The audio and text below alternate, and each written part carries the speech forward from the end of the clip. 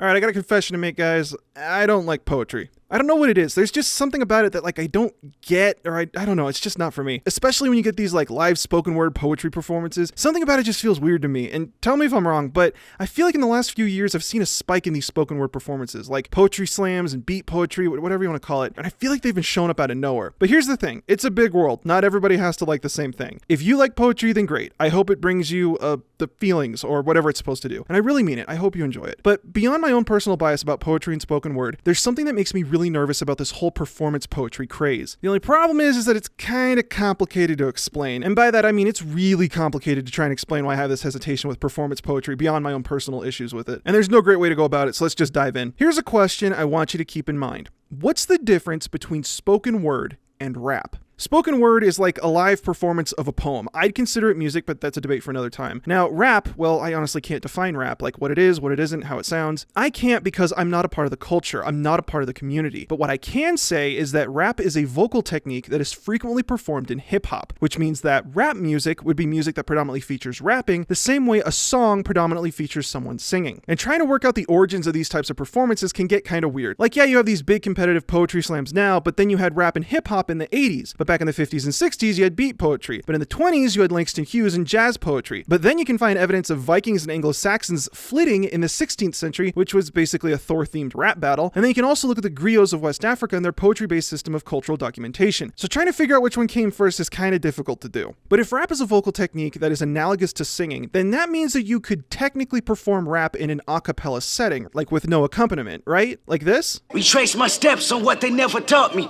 Did my homework fast before government caught me. So let me specify my question. Are spoken word and a cappella rap the same thing? Do you see rap music and spoken word poetry as interchangeable? I mean, poetry in and of itself is such a big umbrella term. You know what I mean? So, yeah, I would consider hip hop to be poetry.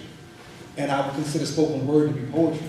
But I would not consider hip hop to be spoken word. No, poetry, but it really is. If poetry is the tree, then the different genres are the branches. On one branch, you have spoken word. On another branch, you have rap. Okay, so it does look like they're different. Rudy Rudacious here actually has a really great way of explaining how these two genres are different. Set up, punchline. Set up, line. You feel me? Even if it's not a punchline, but just set up, rhyme, set up, rhyme. You know what I'm saying? Right. That's a basic format of rapping. So, at least from what I'm hearing, it looks like the difference between these two genres is that rap tends to have these specific rhyming and rhythmic patterns, whereas spoken word might not. Which, okay, but what happens when spoken word does have those similar rhyming and rhythmic patterns? Perfectly trimmed cuticles, dressed in something suitable and never rude or crude at all. Unimprovable, right on time as usual, more on cue than a snooker ball, but like to play it super cool.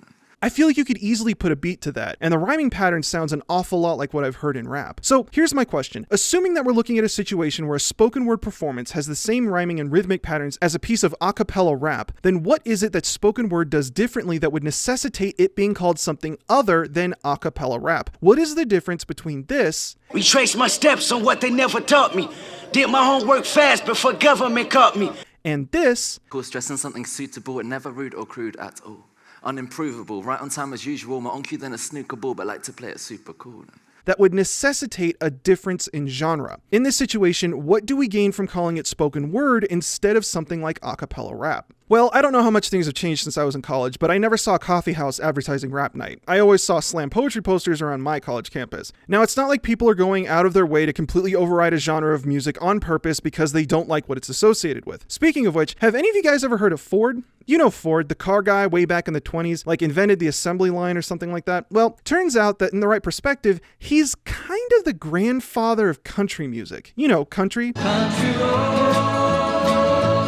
Well, way back when in the 1920s, he was the guy who made these cars, changed the course of American history, yada yada. But in Richard Peterson's book, Creating Country Music, he outlines how Ford played this role in the genesis of country music as we know it today. See, Ford hated the things that came out of the city, which his cars and industry kind of like created. But more specifically, he hated the tobacco use, alcohol, and sex. And he associated all three of those with the jazz dance environment. So as a means of counteracting the evils of the jazz dance halls, Ford financed for a bunch of fiddling competitions and old-time square and round dancing. He went on this crusade trying to replace jazz dancing with what we now associate to be country dancing and these fiddling competitions. Now, the problem with all that is that Ford believed that the jazz dance halls weren't an accident. He blamed African Americans, recent immigrants, and something Ford called the international Jew, and even went as far as to create a publication outlining his conspiracy theory that these jazz dance halls were part of some master plan or something. I don't know, it didn't really make any sense to me. But either way, Ford's efforts kind of worked, because by the mid-20s, radio stations started to appear that would play a bunch of what was known at the time as old-time music. One such radio station created during this time and under these circumstances was WSM in Nashville, Tennessee, emceed by a guy called George Hay. And on that station, he had a weekly show called the National Barn Dance.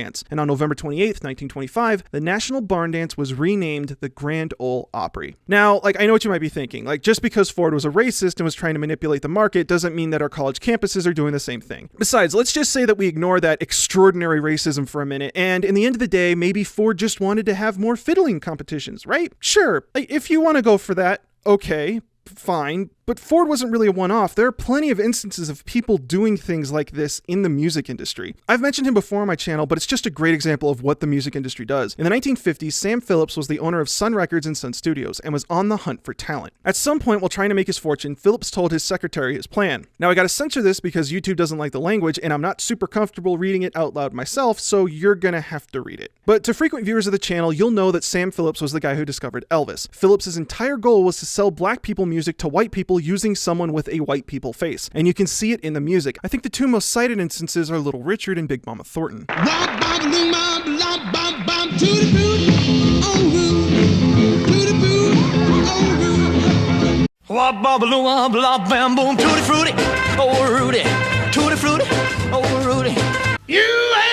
nothing but a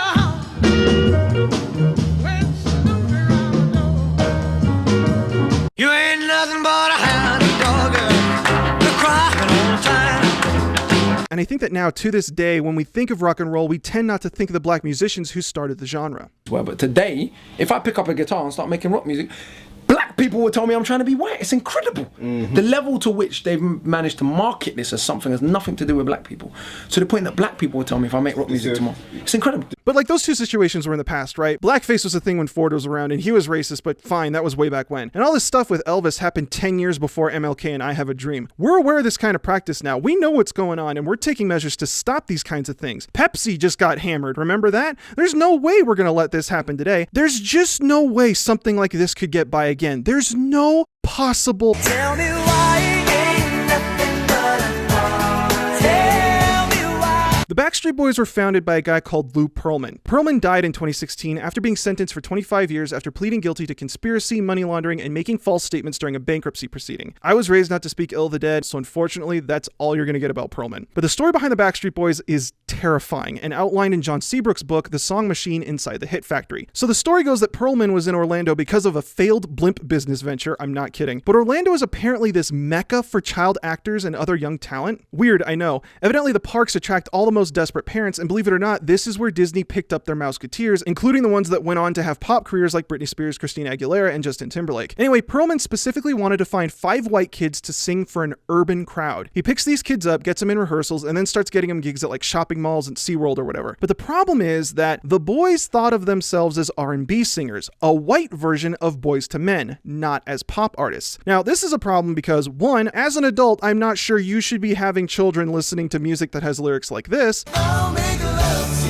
you like you want me to. But hey, what do I know? And 2, R&B is one of those things that doesn't mean what it actually means. Page 53, Seabrook writes, in the late 1940s, the record industry began to promote these groups under the label rhythm and blues, a term invented to replace the derogatory trade name race music. R&B was a marketing term that became a badge of black musical identity. By definition, a black group would always be labeled R&B, even if they sang pop. Now, I know what you're thinking, and don't worry. Yes, it gets worse. The Backstreet Boys' real break came when BMG couldn't get the R&B scene to break in Germany. Their solution? These 5 white kids. For 3 years between 95 and 98, the Backstreet Boys dominated the charts in Europe with their R&B sounds. And their break in the States didn't come until they released I Want It That Way in 98 that took the whole world by storm. So we have a racist looking to change what he's hearing on the radio for, well, racist reasons. We have a guy willing to take music from one group of people and sell it to another. And then we have a guy who's specifically trying to make as much money as possible with no consideration for what he was doing. Like, the really sick part about the Backstreet Boys story was that Perlman knew that one day people would get tired of the Backstreet Boys. So while he was putting the band together, he went behind their back without them knowing and found a second boy band that would replace the Backstreet Boys once their time was up. That band was called NSYNC.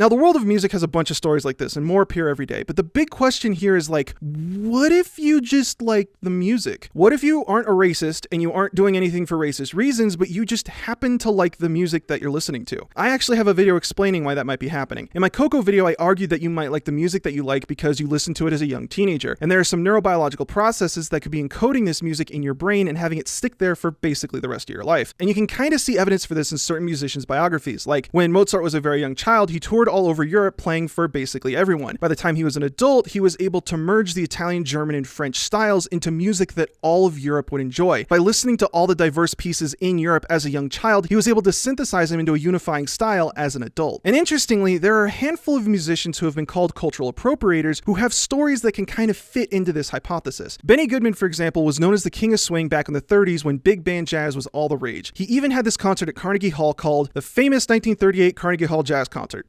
Creative, I know. But the thing is that when you track his biography, you can see how and why he grew attached to this music. Goodman was one of 12 to poor immigrant parents in Chicago, and they paid for clarinet lessons to keep him out of trouble. By the time he was 14, Goodman was good enough to perform with Bix Beiderbecke, a jazz cornetist. When he went to high school, he was playing clarinet in dance halls, and by the time he was 16, he joined the Ben Pollock Orchestra, one of Chicago's top bands. And we can see something similar with Elvis. Like, where do we even start with him? He was the king of rock and roll, but at the same time, he's been accused of cultural appropriation, and you can actually see that directly in the music that he performed. Yeah, Elvis is a perfect example of somebody who appropriated an African American musical style and combined it with more of a white musical style, which is like country. But Elvis was raised in a poor 2-bedroom house in Tupelo, Mississippi, in a large black community. It was there when he first picked up a guitar. In '48, when he was 13, he and his family moved to Memphis, Tennessee, and by the time he was in high school, he was spending all his time on Beale Street, which was basically where the blues lived in Memphis. And finally, you can look at someone like Eminem. I don't really think I need to explain his situation, but Eminem was born in 1972 in Missouri. While he was young, he moved between Michigan and Missouri with his mother, but by the time he was 14, Eminem was rapping with his high school friends during lunch breaks. It was at this time he developed the stage name Eminem, and he started freestyle rapping. So assuming that my Coco video is right, you can see how and why these musicians dedicated themselves to the genres that they did. But there's still a problem with all of this. It's tough to ignore that these guys were all white, playing music that was associated with black communities, and that these musicians specifically became enormously successful, especially when you look at what kind of people pull the strings in the music industry. And a huge part of that is because people have realized that they prefer their black music and their black culture from a non-black face. Now, regardless of whether or not it is conscious or purposeful, this is something that's been going on for a long time. But why is that? Well, if my Coco video is right and you see teenagers pursuing this type of music because that music releases dopamine in their systems and they're teenagers, so they're all looking for new and exciting experiences, and they listen to it so much that it codes itself into their brain. I'm not going to go into any more detail here. That's literally a different video. But assuming all of that is true, then you might be seeing rebellious teenagers pursuing music that their parents' generation might perceive as, oh, I don't know, the devil's music, degenerate music, or music with no moral or ethics substance to it. There is no room in this city for the vulgar performances of Elvis Presley. It's shocking. I watched him gyrate his legs and swivel his hips. And our parent-teachers group feels he should not be on television. So those rebellious teenagers go out of their way to pursue that music, inadvertently encode it into their head, and by the time they've reached adulthood and want to pursue that music, or even just enjoy music, then they're gonna go look for someone or something that has had a similar experience to themselves. I mean, if you want to be a real social justice warrior about it, you could even argue that these musicians are the victims of an unfair system. If we live in a systemically racist society, then these people are not cultural appropriators in a malicious or dishonest way. Instead, they are the victims of a system that will disproportionately favor them instead of a true meritocracy that would value their innate contributions to the world of music. People have realized that they prefer their black music and their black culture from a non-black face. And you have... That's a culture issue. That is an issue with people out there, the listeners. Think about it. Is it really their fault that they would be disproportionately advantaged in our society? They just love music and they wanted to give more music to the world. And if they really wanted to make a difference, then it would fall to them to try and offset whatever system gave them that advantage in the first place. And it was a huge story. I'm surprised it hasn't been brought up by this point yet, that he's trying to curate a Super Bowl show full of black artists that would not be invited to Super Bowl normally. And when you find these musicians who have that childhood connection to the music, you can see them giving back every single time. Like, you really got to remember that jazz started as a black art form. But back in the 1930s, blackface was still a thing. I heard a story once from my jazz history professor that they once put a black band in blackface because they were worried that their complexion would come off as too pale for the camera and upset the audience. I haven't been able to find that story for myself, but it kind of gives you an idea as to what band directors were dealing with back in the 30s. Goodman knew about all this and was watching it happen, but nevertheless, he pushed to have his band perform at Carnegie Hall, the biggest, baddest concert hall in America. And when he did, even though he had his face on the record, he had black performers on stage with him, and he performed music written by black composers. And when you look at Elvis, yeah, there are criticisms about him taking songs from people like Little Richard and Big Mama Thornton, but just 5 minutes of searching and you start finding stories about him trying to offset the system that disadvantaged performers that came from the musical background he was trying to represent. Elvis was told by his people that, well, you can leave the black girls home, you don't have to bring them. So Elvis wasn't going to do the Astrodome unless his girls could be with him. And he personally welcomed me into the family. And for a guy who, you know, didn't really know where he stood, this was very important. And then Eminem, again, where do you even start? I think a lot of people consider him to be a genuine contribution to the world of hip-hop. I'm not 100% sure. Again, I can't speak for hip-hop. But one thing is for sure, and I've seen other people point this out. And I'm not saying white artists shouldn't participate in the music. They should. But they should say what Eminem said. You know, to do black music so selfishly and use it to get myself wealthy. But it really looks like in many ways, Eminem might be his own biggest critic. So I'm not the first king of controversy. I am the worst things I'm Elvis Presley to do black music so selfishly and use it to get myself wealthy. But here's the big question with all this.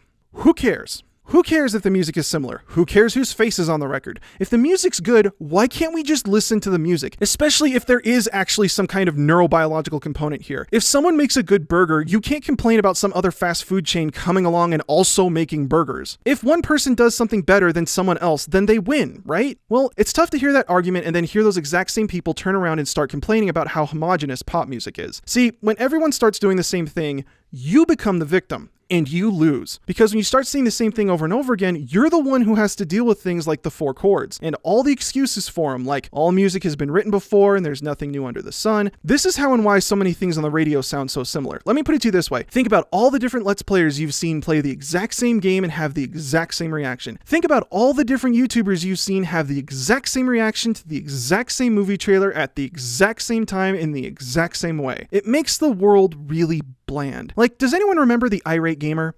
That's kind of my case in point. You can very clearly see the similarities between him and the angry video game nerd. But the thing is that you can find a whole bunch of people that followed the legacy of the angry video game nerd. I would be completely out of my mind to sit here and tell you that every blurred or irritated gamer or film reviewer sitting in front of a camera screaming and exaggerating minor details is somehow ripping off this series. Because this series is basically the equivalent to the invention of lined paper. But something that all these other people did was that they took the style and made it their own, and they contributed their own voice and opinions to the complete discourse of video games. And this is something I really try to keep in mind when I make my videos. I try to tell myself that if someone else has already talked about it and I don't really have anything to add, then there's no point in me talking about it. So I know I'm not the first person to talk about ear training on the internet, but I found out while I was on a podcast that I might have learned ear training a little differently from other people, so I thought it might be worth it if I put my perspective on ear training out there. I know that there are other videos talking about set theory, but I hadn't seen anyone talking about clock diagrams, probably because my theory professor was the guy who invented them and he had just retired. Now, I want to make this really clear. I'm in no way, shape, or form saying that I'm perfect. Hell, I can't even say I'm half decent. I can 100% guarantee that you're going to find pieces of my videos all over the internet in other YouTube videos, blog posts, articles, wherever. And as far as I'm concerned, that's me screwing up. And I know I've done that before. Because in the end of the day, the whole point of me citing my sources and doing everything I can to research a topic isn't just so that I can tell myself that people are getting the credit that they deserve. It's so I can tell myself that what I'm contributing is actually valuable because maybe not that many other people out there have thought about this in this way before. Like, even this sentiment isn't entirely my own, so you're gonna hear someone else talk about it now. In days of old, entertainers and writers would measure success by how well regarded their work was, or in how much the wider discussion was furthered by their contribution. But I know what you're thinking. This has nothing to do with people like Elvis, because Elvis is rock and roll. Eminem has contributed so much to hip hop that to call him an outsider wouldn't just be wrong, it would be disrespectful. And in many ways, these kinds of musicians might be the first or most significant exposure to that genre of music that you've now grown to love. Besides, like I said, these musicians came from the same world that created the music that they now have grown to define in some way. So even if there were any contributions to these genres of music, it's coming from the same place and the same background. So it really isn't a problem, right? Well, think about this. Imagine that one day you discover that there's an Islamic version of Jingle Bells and they've started singing it in Egypt. That's going to raise a lot of questions. Questions like, why? But say that it happens and they completely change the words and even change a couple of the notes and they add their own embellishments, but you can still tell that it's Jingle Bells. And at the same time, let's say that there's a version of Jingle Bells out there performed by Kelly Clarkson. Which version do you think the Mormons are going to go out and buy? Now, you can kind of see the comparison between this situation and Elvis. Elvis sang music that belonged to black people, but he's white, so he's evil and we should all start the hate brigade on Elvis, right? No, obviously not. This is an extreme comparison with a lot of unfair differences, and Elvis was someone who was raised around this kind of music. He clearly had a passion for it, and he tried to give back whenever he could. All right, so let's change it up. Let's say that instead of an Islamic version of Jingle Bells, it was still an Egyptian version, but it was sung by Egyptian Christians for Christmas. Apparently, Egypt has one of the highest populations of Christians in the Middle East. So let's say that even though the words might be different, that the overall structure is basically the same. What might that version of Jingle Bells sound like?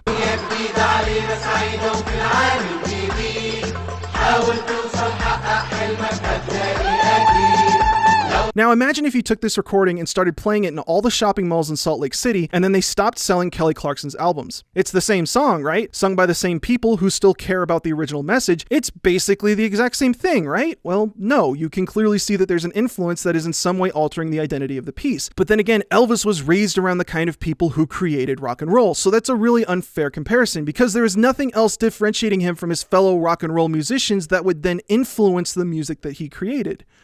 Right?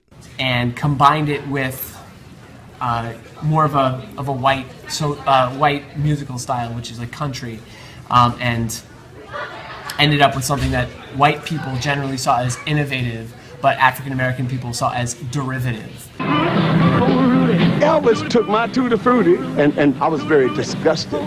But by him singing it, he really made it bigger and made me bigger. And so with that, let me ask you again. Assuming that we're looking at a situation where a spoken word performance has the same rhyming and rhythmic pattern as a piece of a cappella rap, then what is it that spoken word does differently that would necessitate it being called something other than a cappella rap? And the reason this whole situation makes me so nervous is because of Eminem. Eminem hit the scene in the early to mid 2000s. Anyone who was a preteen at that time would have been in college by the early 2010s. Now, it's no secret that Eminem kind of opened up the game for a lot of other artists. I hate to say it, but looking from the sidelines, rap looks to be a little more diverse than it was back in the 80s and 90s. I mean, this is the BYU cheerleading squad, for Christ's sake.